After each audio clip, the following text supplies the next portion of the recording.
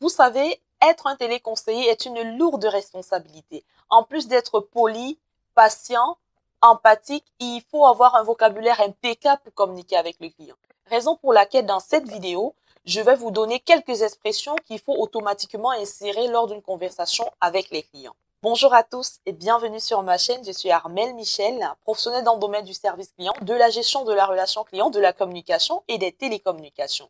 Le but des vidéos que je fais sur cette chaîne est de pouvoir vous permettre d'améliorer vos indicateurs au travail, de monter en compétences et surtout de pouvoir convaincre et satisfaire vos clients.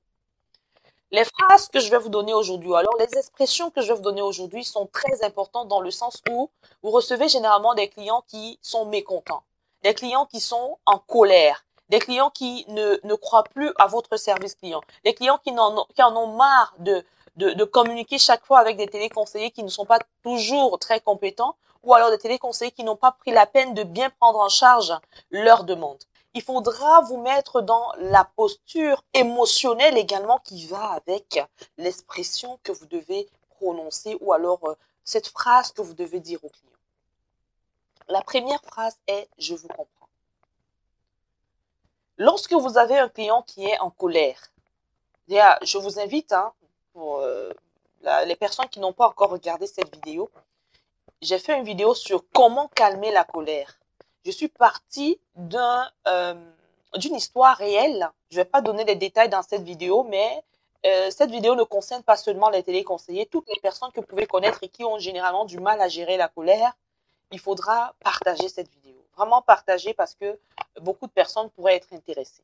Pour revenir à notre phrase « je vous comprends », la phrase elle est importante dans ce sens que lorsqu'une personne vient vers vous, elle est très en colère, vous écoutez la personne et après avoir écouté la personne, vous dites à la personne de manière sincère « je vous comprends ». Écoutez, ça a un effet magique dans ce sens que ça désamorce la colère du client. Même si le client était en colère comment, ça va faire une petite pause du côté du client. En fait, ce sera une manière de temporiser le temps pour vous de placer les mots justes afin de pouvoir mieux cadencer la conversation. Comprenez? Donc, cette phrase veut simplement dire « j'ai pris connaissance de ce que vous êtes en train de me dire et je comprends ce que vous êtes en train de m'expliquer ». Donc, en fait, vous n'êtes pas en train de parler dans le vide. Vous êtes en train de me dire quelque chose et j'ai compris ce que vous êtes en train de dire. Je comprends votre colère également. Ouais. Donc, ça a un effet vraiment, je vous assure, magique. Essayez cela si vous n'avez pas l'habitude d'utiliser et surtout de manière sincère. Ici, je dis généralement souvent que les téléconseillers, ce sont des acteurs. Ce sont des acteurs dans le sens où le téléconseiller peut se mettre dans une posture. Même, j'ai fait une vidéo dernièrement où j'imitais un mauvais accueil téléphonique. Vous pouvez voir, je me suis vraiment mise en posture d'un mauvais téléconseiller.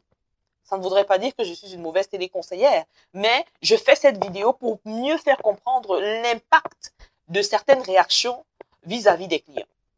Donc, pour continuer notre vidéo, il y a une autre expression que je voudrais partager avec vous et qui est aussi très importante dans la communication avec le client. Il s'agit de « je m'occupe de cela pour vous ».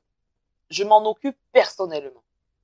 En fait, ça veut dire pour le client que voilà quelqu'un qui a écouté ce que j'ai posé comme problème.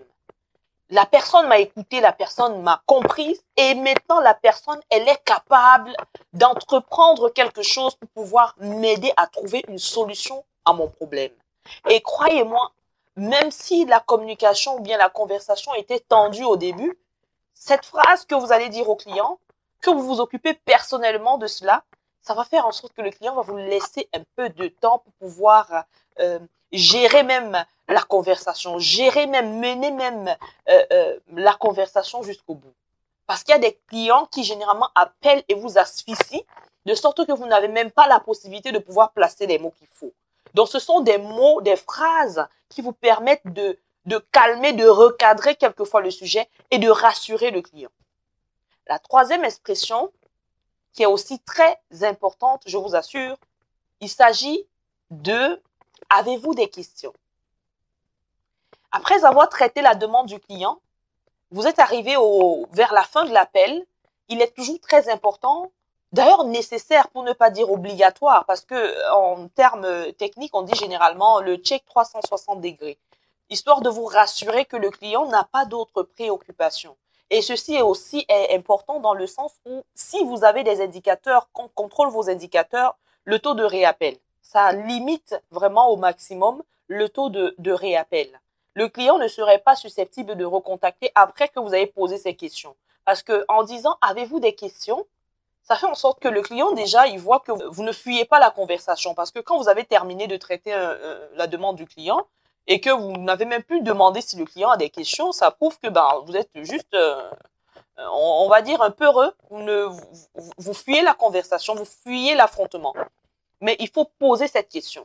Il faut demander au client s'il a des questions. Ça fait que le client, s'il avait une autre petite demande, ça peut être une demande, depuis un certain temps, je n'arrive plus à accéder à ma boîte mail. Voilà une autre question qui peut survenir à la fin de l'appel.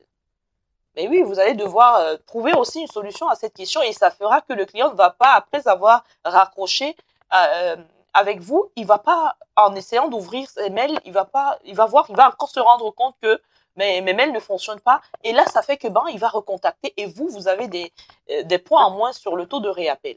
Et ça fait que vous n'aurez peut-être pas, si c'est un indicateur qui est relevant dans le calcul de la prime, vous n'allez pas avoir cette prime. La dernière expression ici que vous devez tout le temps utiliser lors de vos conversations est « Je vous remercie de votre patience ». Il faut être reconnaissant envers le client du fait qu'il ait pu également vous écouter parce que ce n'est pas évident.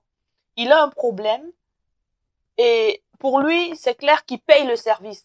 Le fait qu'il vous laisse le temps de communiquer, de le convaincre, de pouvoir patienter par exemple pour avoir une solution à son problème, c'est déjà quelque chose.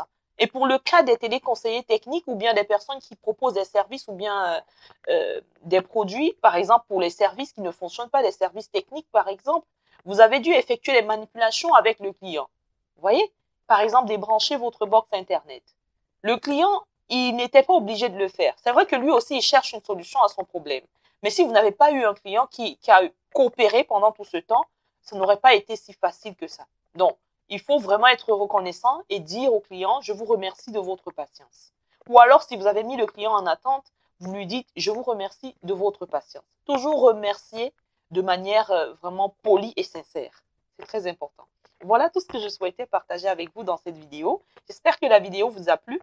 N'hésitez pas de liker, partager avec le maximum de personnes et n'hésitez pas de vous abonner pour les personnes qui ne sont pas encore connectées à notre canal. Je vous souhaite de passer une très belle journée. Au revoir.